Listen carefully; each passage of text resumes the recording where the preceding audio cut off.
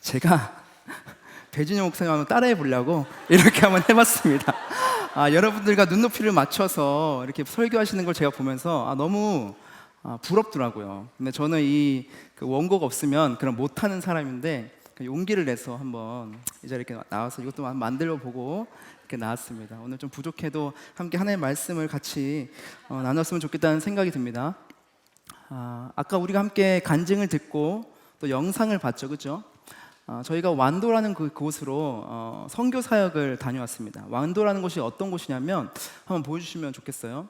아까 27개의 섬이 있다 그랬죠. 아주 큰 섬이 12개가 있습니다. 그리고 인구는 한 51,146명, 굉장히 많은 사람이 살고 있죠.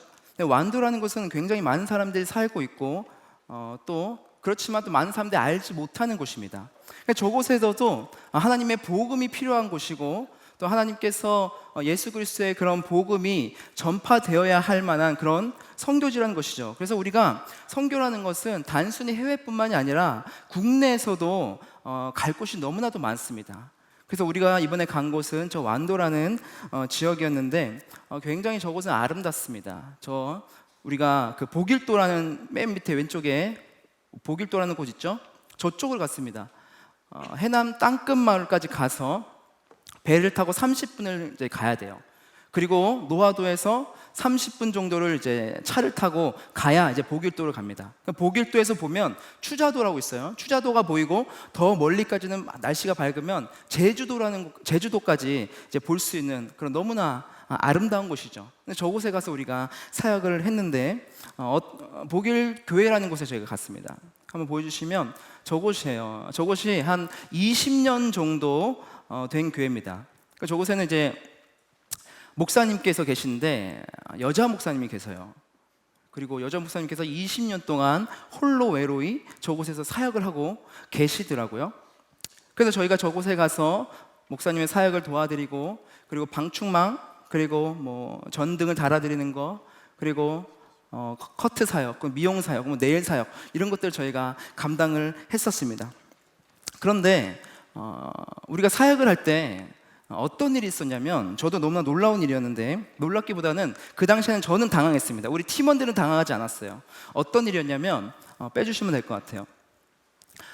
우리가 첫 번째 하고 두 번째 사역이 있었어요. 두 곳만 저희가 가서 사역을 하기로 되어 있었습니다. 그런데 마지막 날 저희가 조금 일찍 끝났어요. 그래서 그곳에 저희가 연결된 분이 누구냐면 순회 선교사님과 연결이 되었습니다. 그분이 어떤 거냐면 자기 교회는 없어요. 하지만 그 모든 섬이 굉장히 많잖아요. 그 섬을 순회하면서 그곳에 있는 목사님들과 그리고 선교 사역팀 그리고 목사님과 주민들을 연결시키는 브릿지 역할을 하는 그런 선교사님이 계시더라고요. 너무나 귀한 일들을 감당하고 계신데 그분께서 저에게 오셔가지고 마지막으로 한 군데만 좀 더 가자. 그곳에 지금 교회가 없는 곳인데 이제 교회를 개척하려고 준비하시는 어떤 선교사님 부부가 와 계신다. 그곳에서 좀 와서 좀 도와달라고 요청이 하셨고 좀 기도를 해달라고 요청하셨다. 그 부탁을 받은 거예요. 그러니까 부탁을 받으니까 저희는 선교하러 왔으니까 우리가 너무나 힘들고 지치지만 가자. 그래서 군말 없이 그곳으로 갔습니다. 가서 똑같이 방충망 사역을 저희가 도와드렸고 그리고 나서 그 교회에서 그 지역에서 선교사님이 들어오신 지 3개월 정도 되셨는데 그 교회 그 집터 옆에 거기가 교회를 세울 자리라고 하시더라고요. 그곳에서 좀 저희들에게 기도를 해달라고 부탁을 하셨어요. 그래서 저희가 그곳에서 함께 우리 팀원들 12명이 손을 잡고 선교사님과 선교사님 부부 내외와 함께 기도를 했습니다. 한번 기도하는 장면 한번 볼까요? 아버지님께서 이 자리 가운데 저곳이 우리가 함께 기도한 곳입니다. 처음에 같이 합심 기도를 하고 그리고 제가 마무리를 기도를 하는 그런 장면이죠. 우리가 지금 서 있는 저곳이 바로 교회가 이제 새롭게 세워질 그 장소입니다. 우리가 저곳에서 같이 기도를 했다는 거죠. 이 선교사님도 사실은 이곳에 오기가 쉽지 않았겠죠, 그죠? 굉장히 많은 문제들이 봉착했겠죠. 와서도 그곳에 있는 주민들과 소통이 잘 되지 않았을 겁니다.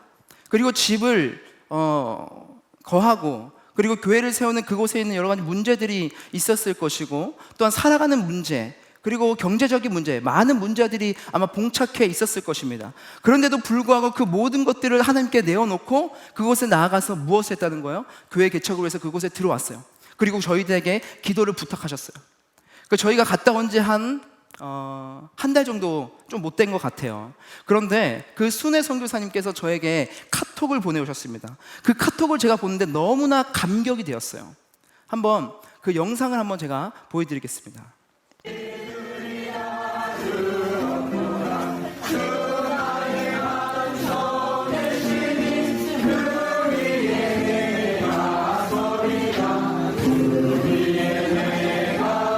자, 저 장면이 어떤 장면이냐 하면 저희가 가서 기도했던 그 자리에서 컨테이너 박스로 교회를 막 세운 거예요.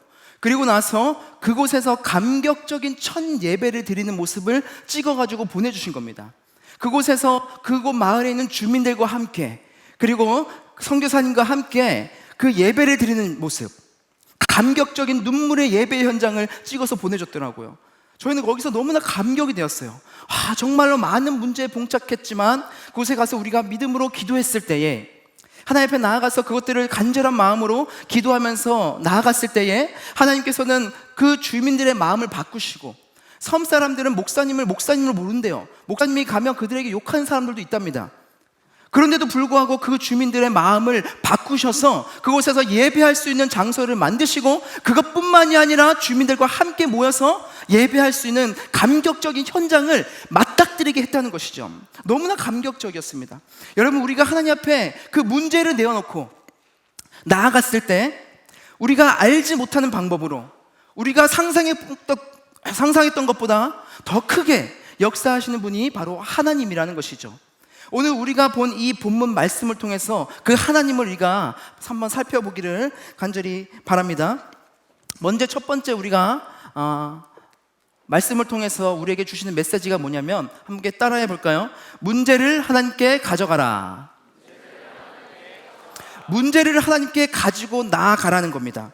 사무엘상 8장 4절에서 5절을 한번 볼까요? 사무엘이라는 사람이 있습니다. 여러분 아실지 모르겠어요. 아주 성경에 나오는 유명한 사람입니다. 하나님께서 크게 쓰인 사람이에요. 근데 이 사람이 지금 어떠한 문제 가운데 봉착해 있는지 한번 말씀을 통해 봅시다. 자, 4절부터 5절 같이 읽어볼까요? 자, 시작! 사무엘에게 나아가서 그에게 이르되, 보소서, 당신은 늙고 당신의 아들들은 당신의 행위를 따르지 아니하니 모든 나라와 같이 우리에게 왕을 세워 우리를 다스리게 하소서 한지라. 아멘. 자, 보세요. 지금 사무엘이 있습니다. 이 사무엘은 어떤 사람이냐 하면 이스라엘 그 왕국을 아주 튼튼한 나라로 만든 사람이에요.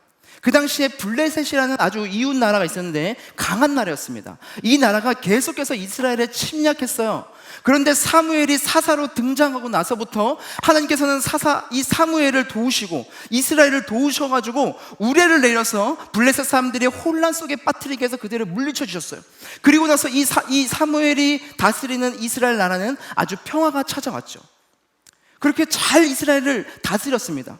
그런데 지금 이 사무엘이 문제에 봉착했다는 거예요. 어떤 문제에 봉착했느냐? 그 나라의 장로들, 모든 장로들이 다 똘똘 뭉쳐가지고, 모든 지파, 각 지파의 우두머리들이 똘똘 뭉쳐가지고 어떻게 했느냐? 지금 사무엘에게 나온 거예요. 그리고 사무엘에게 지금 요청을 하고 있습니다. 무슨 요청을 해요? 당신은 늙었습니다. 그리고 당신의 자녀들의 행위는 지금 보세요, 당신과 같지 않습니다.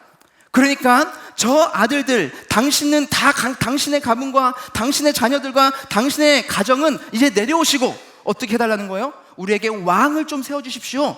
그렇게 지금 사무엘에게 요청을 하고 있다는 겁니다. 사무엘의 마음이 어땠을까요? 사무엘의 마음이 어땠을까요? 자기의 평생 동안 모든 것을 일군 것이 바로 이 이스라엘을 위해서 모든 것을 다 토해냈어요. 자기의 모든 것을 다 바쳤어요. 그리고 이스라엘을 다스렸어요. 하나님의 뜻에 맞게 온전하게 올바른 마음으로. 잘못된 거 하나도 없었어요. 그런데 지금 사무엘을 따르던 그 모든 장로들이, 모든 지도자들이 지금 사무엘에게 나서 지금 무엇을 요청하고 있어요? 우리에게 왕을 세워달라 지금 요청하고 있는 겁니다. 사무엘의 기분이 어땠을까요? 우리 다음 절 한번 볼까요? 6절 한번 보겠습니다.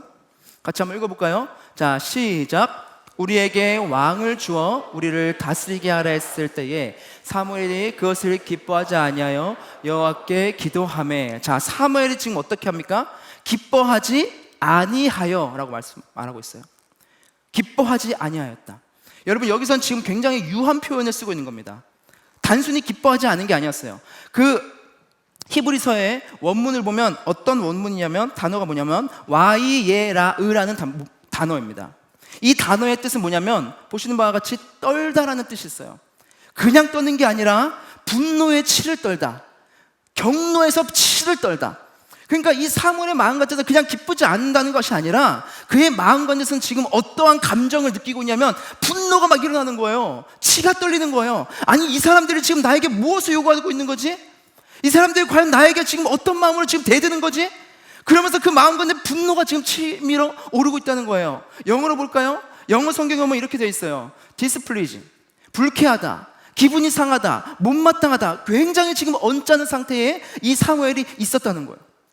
하나님을 따르면서 선한 마음으로 계속해서 이스라엘을 다스렸던 이 사무엘의 마음 가운데 지금 이러한 기분이 들고 있다는 거죠. 동시에 어떤 마음이 또 들었을까요? 굉장히 두려웠을 겁니다. 왜 두려웠을까요? 자기 밑에 있는 그런 자기 사람들이 자기를 끌어내리려고 하는 거예요. 끄집어 내리려고 하는 거예요. 그러니까 어떨까요?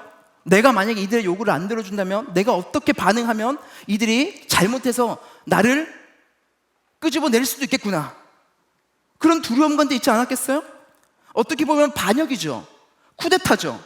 그게 지금 일어난 거예요. 여러분들 사극을 한번 봤습니까? 왕족들이 혈투를 벌이는 그런 사극을 한번 보신 적 있어요? 죽이고 죽이는, 자기의 아주 친족 빼고는 주변의 모든 남자들은 다 죽여버리는 그런 사극 본 적 있잖아요. 어쩌면 지금 이 상황은 그런 상황이 일어날 수도 있는 아주 긴박한 상황이었다는 거예요. 그런데 그때 이 사무엘은 어떻게 했는가? 자, 6절을 한번 다시 한번 볼까요? 6절 후반절을 같이 한번 볼까요? 6절에 보면 그 뒤에 볼까요? 사무엘이 그것을 기뻐하지 아니하여 여호와께 기도하매. 사무엘의 반응은 무엇이었습니까? 여호와 앞에 나아가서 기도한 겁니다. 하나님 앞에 나아가서 그 문제를 지금 털어놓고 있다는 거예요. 이 사무엘이라는 사람은 굉장히 권력자였겠죠? 그가 마음만 먹으면 자기의 밑에 있는 어떤 사병들은 없었겠지만 자기 밑에 있는 사람들을 끌어모아가지고 이 모든 장교들을 다 처단할 수도 있었을 거예요. 그런 계략과 음모를 꾸몄을 수도 있는 그런 위치에 있는 사람이었어요. 그런데 이 사무엘이 지금 하는 반응은 무엇입니까? 그 문제에 봉착했을 때에 그가 했던 반응은 하나님 앞에 나아가서 기도했다는 거예요. 하나님 앞에 나아가서 무릎 꿇었다는 거예요. 하나님 앞에 나아가서 구했다는 거죠. 그게 바로 사무엘의 모습이었다는 겁니다. 사무엘에게는 하나님에 대한 신뢰가 있었어요. 내가 문제에 봉착했을 때에 하나님께 나아가서 내가 기도하면 하나님께서는 반드시 이 문제를 해결해 주실 것이다. 지금까지 그가 살아왔던 그 삶은 그런 삶이었거든요. 하나님을 신뢰했던 삶이었거든요. 하나님을 신뢰하면 나아갔을 때에 하나님께서 블레셋 사람들에게 우레를 내어서 그들을 심판하셔서 더 이상 쳐들어오지 못하게 하셨거든요. 그 외에도 수많은 일들을 사무엘 통해서 이루어 주셨거든요. 그는 그것을 경험했던 사람이었고 그는 그것을 끝까지 믿었던 사람이었어요. 그래서 사무엘이 어떻게 합니까? 저 긴박한 문제 상황 속에서 여호와께 기도했다. 여러분, 우리의 문제는 무엇입니까? 여러분들의 문제는 무엇입니까? 우리들이 문제 앞에 처했을 때 우리는 어떤 반응을 보이십니까? 여러분들 가장 먼저 누구를 찾아가십니까? 여러분 부모님을 찾아가십니까? 친구를 찾아가십니까? 아니면 어떤 목사님을 찾아가십니까? 아니면 심지어는 그냥 나 자신을 스스로 믿고 있습니까? 우리 그리스도인들이 해야 될 첫 번째 반응은 무엇입니까? 문제 앞에 섰을 때 무엇을 가장 우리가 먼저 해야 되는 것입니까? 바로 하나님을 찾아가야 된다는 거예요. 하나님 앞에 나아가서 문제를 고백해야 된다는 거죠. 그게 바로 우리 그리스도인들이 해야 될 마땅한 반응이라는 거죠. 그 사무엘이 바로 그렇게 반응을 한 거예요. 모든 것을 가졌던 그 사무엘이 말이죠. 그 문제에 봉착했을 때 염려와 걱정 가운데 여러분 잠 못 이루십니까? C.R. 스트로우리아는 아주 세계적인 신학자이자 목회자인 분이 계십니다. 이분이 어떻게 기도할까라는 책을 쓰셨어요. 근데 이 책에 보면 우리나라 한국 전쟁에서 고아원의 상황에 대해서 기록한 부분이 있습니다. 이 기록한 부분에 보면 그 당시에 고아원에 아이들이 있었잖아요. 근데 그 아이들이 문제가 생긴 거예요.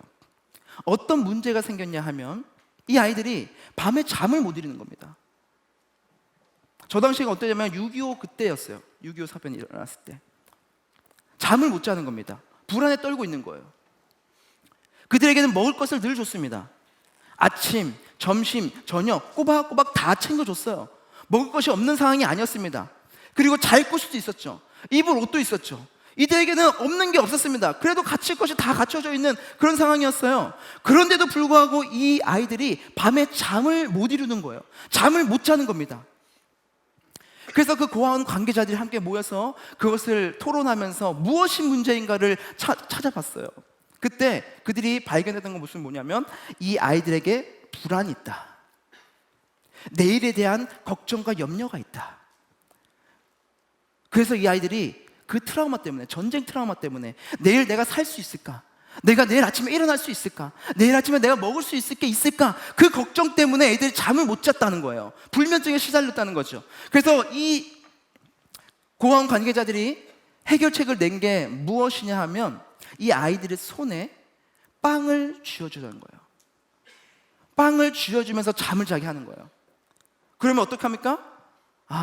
이 빵을 보면서 내일 아침에도 내가 먹을 게 있구나. 내일 아침에도 내가 살아날 수 있겠구나. 이 전쟁통 가운데서도 내가 살아날 수 있는 그런 환경이 되겠는구나. 그것들을 이 아이들에게 가르쳐주기 위해서 빵을 손에 붙잡게 하고 잠을 자도록 했다는 거죠. 너 걱정하지 마. 너 살 수 있어. 너 내일도 너에게 먹을 게 있어. 내일도 너를 보살필 사람이 있어. 그 믿음을 이 아이들에게 줬다는 것이죠. 여러분, 이것을 보면서 여러분 어떻습니까? 우리의 모습과 너무나 닮아있지 않습니까? 우리가 하루하루를 살아가고 있는데 우리는 생각이 너무나 많죠. 수많은 생각과 수많은 고민과 수많은 염려와 수많은 불안 때문에 우리는 밤잠을 못 이루죠. 밤잠을 설치죠. 내일에 대한 불안 때문에, 두려움 때문에 어쩔 줄 몰라하죠. 내일 어떡하지? 내일은 어떻게 살아가지? 내 비전은 어떡하지? 내 먹을 것은 어떡하지? 내 가족은 어떡하지? 모든 불안과 염려가 나를 집어삼키죠. 밤잠을 못 이뤄요. 너무나 비슷해요. 끊임없이 염려하고 걱정하면 불안한 가운데 우리는 내일을 살아가요. 이 사무엘은 그때 어떻게 했습니까? 불안과 문제 앞에서, 두려움 앞에서 어떻게 했습니까? 그 문제를 가지고 하나님 앞에 나아갔다는 거죠. 너의 삶을 인도해 오신 분이 바로 하나님이시고 신실하게 지금까지 약속을 지켜 오신 분이 바로 그 하나님이시다. 내가 그 분을 내가 믿는다는 것이죠. 하나님이 너의 손에 쥐어주는 그 기도의 빵 한 조각을 가지고 평안히 자라는 말씀을 오늘 사무엘 통해서 우리에게 해주고 있다는 사실입니다. 그래서 여러분 마음 가운데 어려움과 불안과 고민과 걱정이 있으십니까? 그럴 때 우리에게 가장 필요한 것은 무엇입니까? 지금까지 우리를 인도해 오신, 실수가 없으신 그 하나님께서 우리에게 더 좋은 것을 예비해 놓으셨고 그 주님을 내가 믿으며 신뢰하며 걸어갈 때 하나님께서는 우리에게, 하나님을 믿는 자들에게 신실하게 약속하신 대로 하나님이 일하신다는 사실을 우리가 믿고 그 앞에 나아가야 되는 거예요. 그게 바로 그리스도인, 하나님을 믿는 자들의 모습이라는 거죠. 마땅한 반응이라는 겁니다. 그래서 그리스도인은 어떤 사람들이냐? 그리스도인의 삶은요, 문제를 열심히 해결하는 삶이 아니라, 내가 문제를 막 열심을 다해서 해결해 나가는 그런 삶이 아니라 그 문제가 하나님으로 인해서 해결되는 것을 경험하며 살아가는 사람들이라는 것이죠. 우리 그리스도인들은 바로 이런 삶을 살아가야 되는 거예요. 그러기 위해서 우리가 어떻게 해야 됩니까? 하나님 앞에 나아가야 되죠. 기도해야 되죠. 무릎 꿇어야 되죠. 하나님을 붙들어야 되죠. 그분이 나의 주인이라는 것을 내가 고백하고, 그냥 가짜로 고백하는 것이 아니라 진심을 다해서 고백하면서 그분 앞에 나아가야 되는 거죠. 그게 우리 그리스도인의 마땅한 모습이어야 한다는 겁니다. 그럴 때 하나님께서 응답하세요. 이 사무엘에게도 그렇게 기도하면서 나아갔을 때에 하나님의 응답이 임합니다. 어떤 응답이냐? 그들의 요구를 들어주라는 거였어요. 그들의 요구를 들어주라는 거였어요. 여러분, 이상하죠? 사무엘이 원하던 하나님의 응답이 아니었습니다. 사무엘에는 분노가 일어나고 치가 떨렸어요. 그런데 하나님의 응답은 뭐예요? 그들의 요구를 들어주라는 겁니다. 우리가 여기서 얻을 수 있는 두 번째 메시지는 뭐냐면, 한번 같이 따라해 볼까요? 하나님께 선택권을 드리라. 한 번 더 할까요? 하나님께 선택권을 드리라. 하나님께 선택권을 드리라는 겁니다. 오늘 사무엘에게 주신 그 문제의 해결책은 무엇이었냐? 사무엘이 생각했던 답이 아니었습니다. 그가 원했던 답이 아니었다는 거죠. 한번 구절을 볼까요? 구절 봅시다. 같이 한번 읽어볼까요? 시작.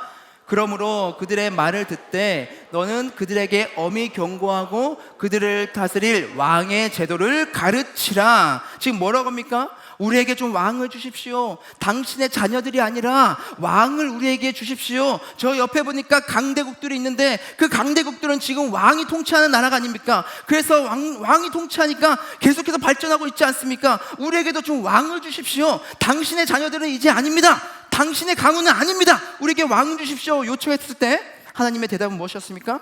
그들에게 왕의 제도를 가르치라. 그들의 요구를 들어주라는 것이었습니다.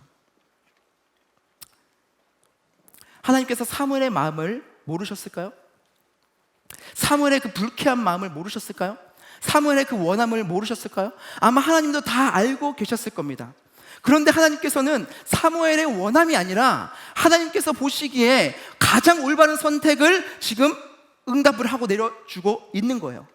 그때 이 사무엘은 어떻게 합니까? 그 선택권을 주님께 내어드렸다는 것이죠. 내어드렸다는 것이죠.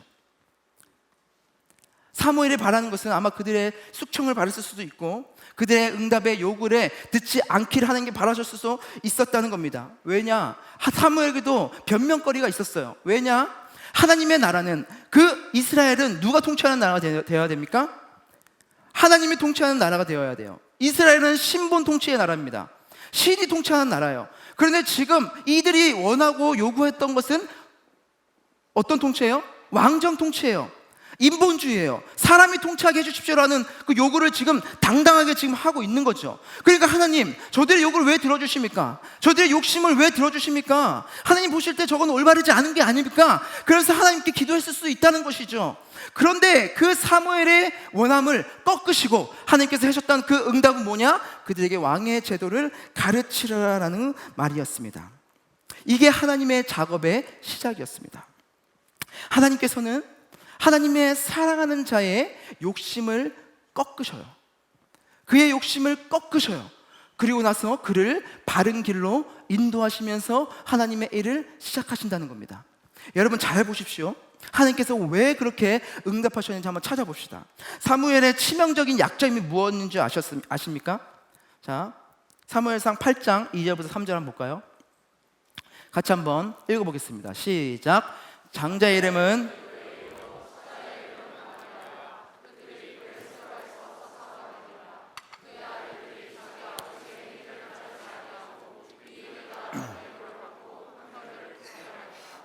자, 보십시오. 이 아들들의 잘못이 나옵니다. 사무엘의 잘못도 나와요. 뭐냐면 사무엘은 자녀 교육을 실패했어요. 그의 자녀들은 지금 자기 마음대로 살아가고 있는 사람들이었습니다. 저 보세요. 3절 뒤쪽 보면 그 아들들이 자기 아버지의 행위를 따르지 않고 이익을 따라서 뇌물을 받고 판결을 했다. 자기에게 나와가지고 아부 떠는 애들, 돈 주고 또 뒤에서 좀 넣어주는 애들, 검은 돈 주는 애들, 그런 애들한테는 판결을 잘해주는 겁니다. 그런데 아무것도 하지 않고 유익을 주지 않는 자들에게는 자기 마음대로 판결을 해버리는 거예요. 그런데 그 자를 지금 어떻게 한 겁니까? 이 사무엘이 사사로 세워버렸어요. 사사로 세워버렸다고요. 사무엘은 이 아들들을 굉장히 사랑했을 겁니다. 장자 이름은 요엘이라고 했죠. 저 요엘의 뜻은 무엇이냐면 여호와는 하나님이시다라는 뜻이에요. 아비야라는 뜻은 뭡니까? 여호와는 나의 아버지시다 라는 뜻이에요. 그러니까 하나님이, 여호와는 나의 주님이시고 여호와는 나의 아버지라는 그 고백을 담아서 아들들을 낳았고 그들에게 이름을 주어줬어요. 굉장히 그들을 사랑했겠죠. 너무나 아끼겠죠. 그렇죠? 아마 눈에 넣어도 아프지 않은 자식들이었을 겁니다. 그런데 이 자녀들이 어떻게 자라왔습니까? 지금 보면요, 잘못된 길을 지금 계속 걸어가고 있는 거예요. 몰랐을까요? 알았을 겁니다. 어렸을 때부터 잘못된 모습을 잘 계속 보였을 겁니다. 그럼 이 사무엘은 어떻게 해야 됩니까? 훈육해야죠. 잘못됐으면 꾸짖어야죠. 책망해야죠. 옳은 길로 돌아올 수 있도록 해야죠. 물론 자녀가 자기 마음대로 되지 않습니다. 다른 인격체이기 때문에. 그러나 이 사무엘은 더 큰 실수를 했어요. 무슨 실수를 했습니까? 그를 사사로 세워버렸어요. 그들을 사사로 세워버렸다고요. 그게 바로 이 사무엘의 치명적인 약점이었습니다. 사무엘의 욕심이었죠. 자식에 대한 사랑이 어떻게 된 겁니까? 왜곡되어서 나타난 거예요. 하나님께서는 이 잘못된 선택을 한 사무엘을 꺾으시기 위해서 어떻게 하십니까? 이스라엘 장로들의 요청을 들어주라고 지금 말하고 있다는 것이죠. 사랑하는 여러분, 우린 때때로 우리가 이해하지 못하는 방법으로 하나님께서 이끌어 가실 때가 있어요. 우리가 이해하지 못하는 방법으로, 때로는 내 마음에 들지 않는 방법으로 하나님께서 응답하실 때가 있다는 거죠. 내가 기도하는 중에 하나님께 나아갔어요. 내가 무릎 꿇었어요. 하나님을 붙들었어요. 그런데 하나님께서 나에게 주시는 응답은 내가 원하는 답이 아닐 때가 있다는 거예요. 내가 소망하는 답이 아닐 때가 있다는 거예요. 그럼 하나님 왜 그러십니까? 도대체 왜 그럽니까? 하나님, 내가 원하는 게 이게 아닌데 내 눈물을 주님 보시지 않으셨습니까? 그런데 하나님은 그 길로 우리를 인도하지 않으실 때가 있다는 것이죠. 하지만 분명한 것은 뭐냐면 하나님이 그 가운데서 우리를 깎으시고 우리를 다듬으시고 우리를 만지시는 신실하신 하나님이라는 사실입니다. 내가 원치 않은 것이라 할지라도, 내가 원하는 방향이 아닌다 할지라도 하나님께서는 그 응답을 내려주셨을 때에, 우리에게 그 길을 내주셨을 때에 그 길 가운데서 하나님께서 원하시고 바라시는 놀라운 일들, 그리고 우리를 잘못된 일을 온전케 하시기 위해서, 바꾸기 위해서 하시는 하나님의 신실하심이 그 가운데 담겨 있다는 거예요. 하나님의 큰 뜻이 담겨 있다는 겁니다. 그게 바로 하나님의 응답이라는 거예요. 그것을 사무엘을 통해서 우리에게 보여주고 있다는 겁니다. 그래서요, 하나님은 우리를 사랑하시기 때문에 우리를 그 길로 인도하신다는 사실이에요. 우리를 가장 좋은 모습으로 회복시키는 분이 바로 주님이라는 사실입니다. 여기서 발견할 수 있는 더 놀라운 사실이 있습니다. 제가 말씀을 준비하면서 깊은 하나님의 위로를 경험했어요. 사무엘을, 그 욕심을 꺾으시면서 다른 응답을 하시지만 그 가운데 하나님의 깊은 사랑을 제가 보게 되었습니다. 자, 사무엘상 8장 7절에서 8절 한번 보겠습니다. 자, 다 함께 한번 읽어볼까요? 시작.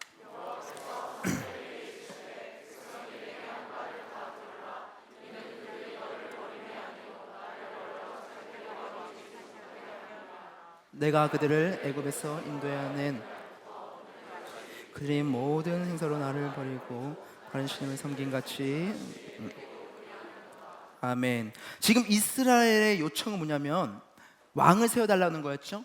그런데 그들의 요청은 지금 뭡니까?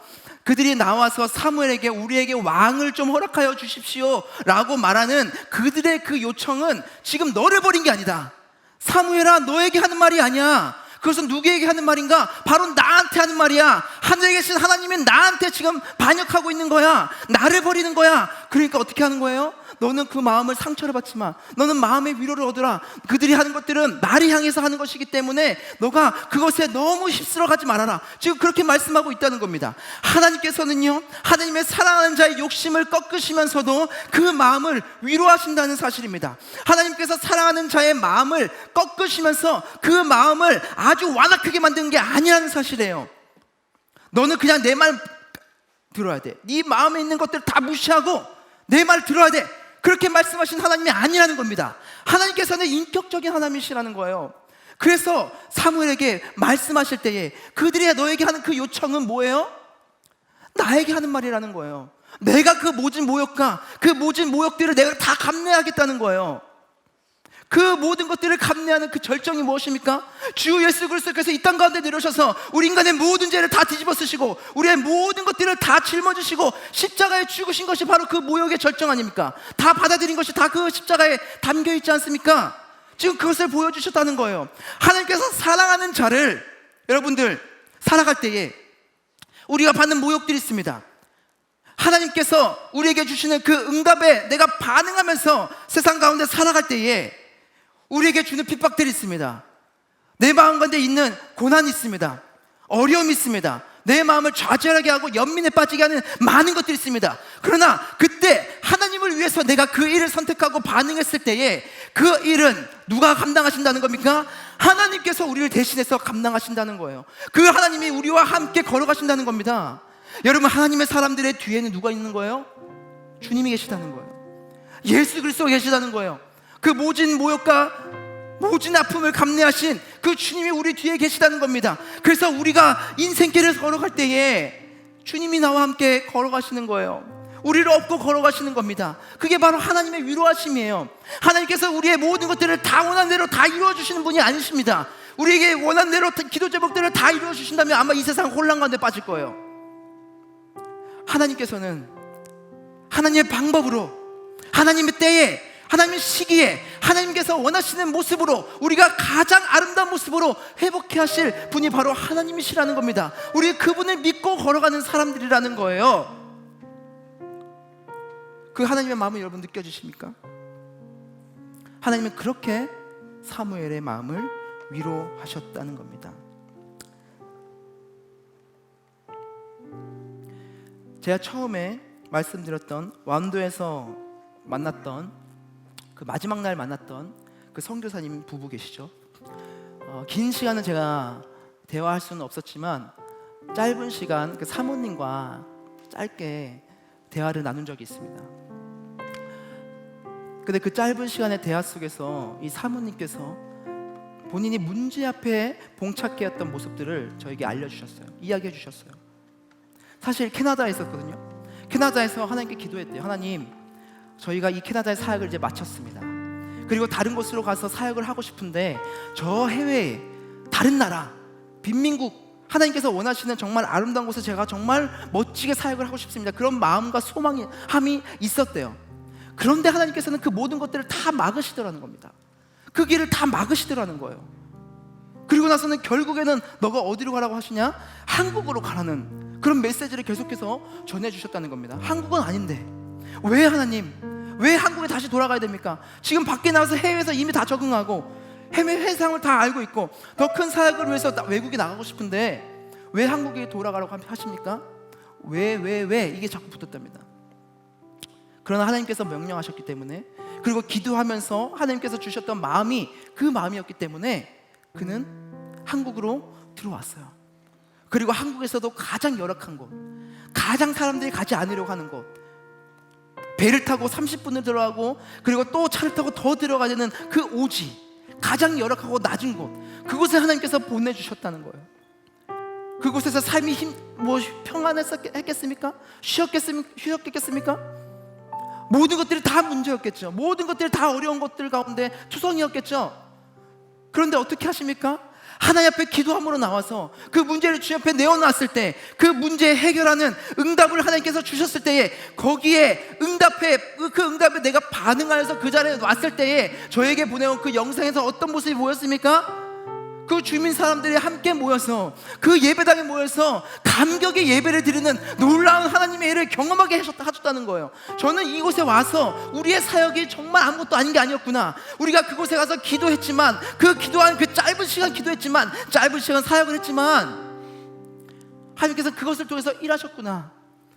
그리고 그분의 그 기도의 응답에 반응하여서 자신의 원함대로는 아니었지만 하나님의 뜻에 순종함으로 나왔을 때 하나님께서 놀라운 역사를 이루셨구나. 그것들을 제가 보게 되었다는 겁니다.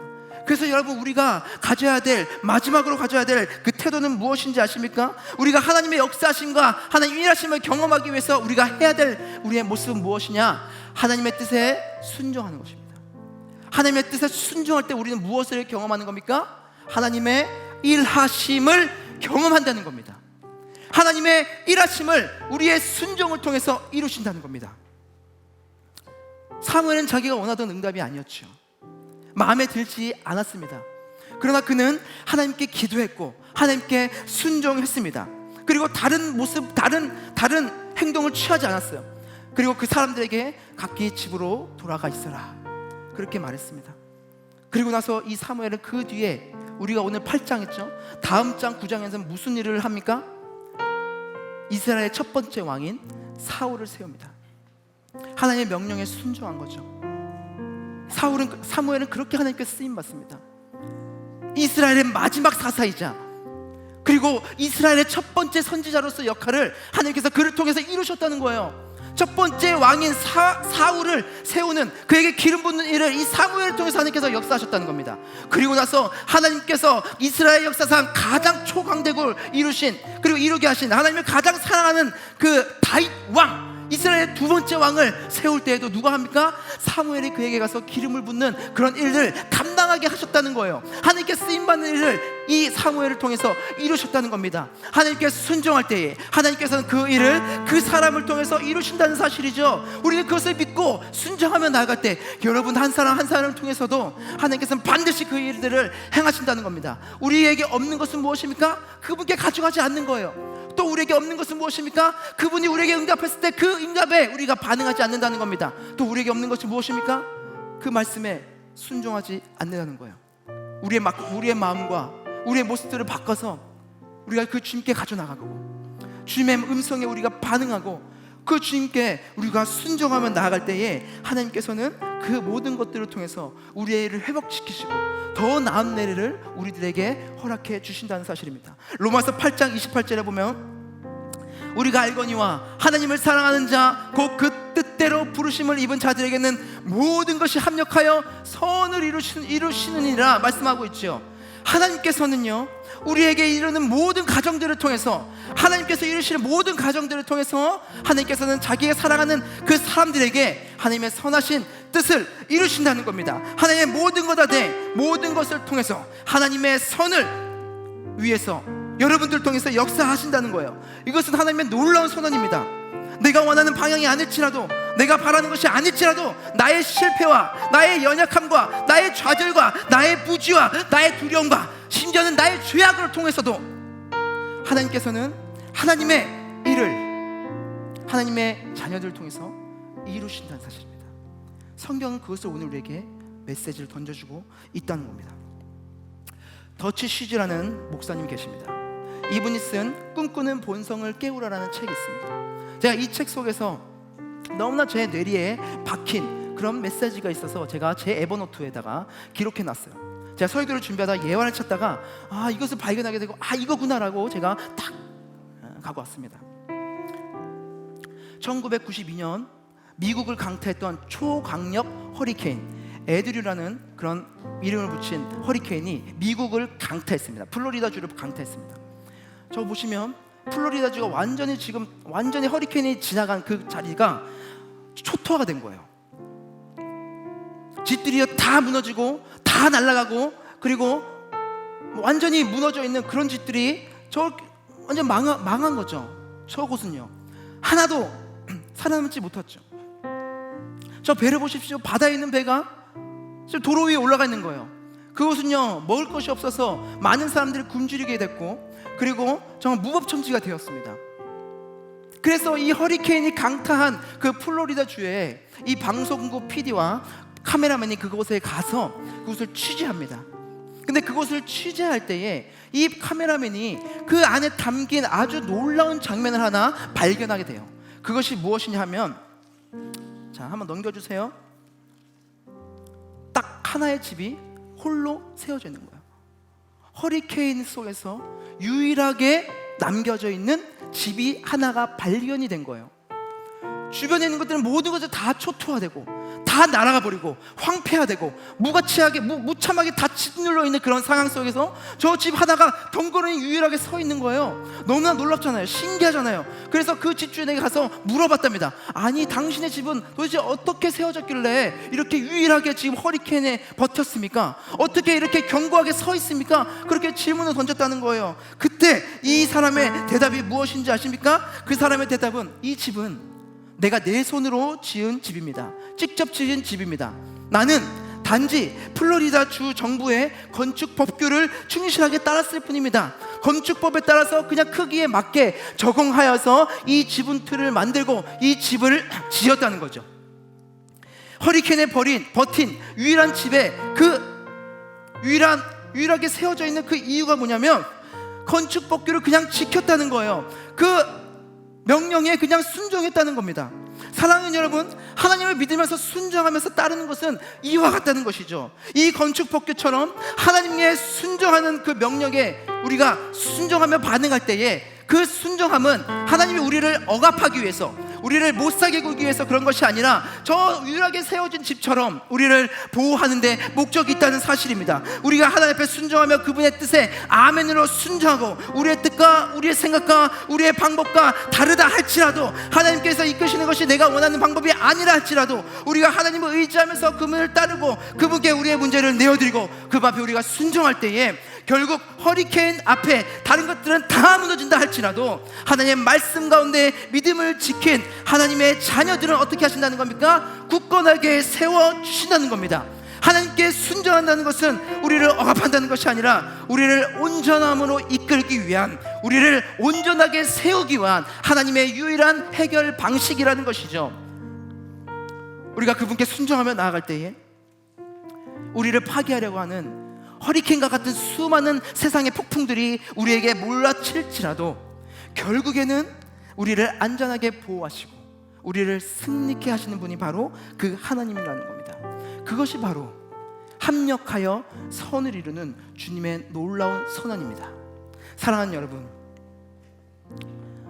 오늘도 우리가 그 주님께 여러분의 문제를 내어드리고 그 문제에 여러분 하나님께 내어드렸을 때 그 응답에 여러분 반응하시고 그 응답이 여러분들의 생각과 뜻과 다르다 할지라도 여러분 온전히 순종함으로 나아갈 때에 하나님께서는 여러분들을 저 허리케인에 유일하게 버틴 집처럼 여러분들을 굳건히 세워주시고 여러분들의 더 나은 내일을 허락하시며 여러분들을 결국에는 하나님의 일을 사용하시면서 여러분들을 승리한 삶으로 이끄실 것입니다. 여러분 그것을 믿으면서 걸어가는 주님의 자녀들 되기를 주님의 이름으로 축원합니다. 우리 함께 기도하며 나아가기를 원합니다. 이 시간 기도할 때에 여러분 함께 먼저 좀 일어나서 기도하기 전에 우리 함께 일어나서 우리가 찬양하고 그 고백을 우리가 주님께 올려드렸으면 좋겠습니다. 주님 내 길을 잘 아시고 내 길을 아시네. 이제 우리의 마음의 고백을 담아서 주님께 찬양하기 원합니다.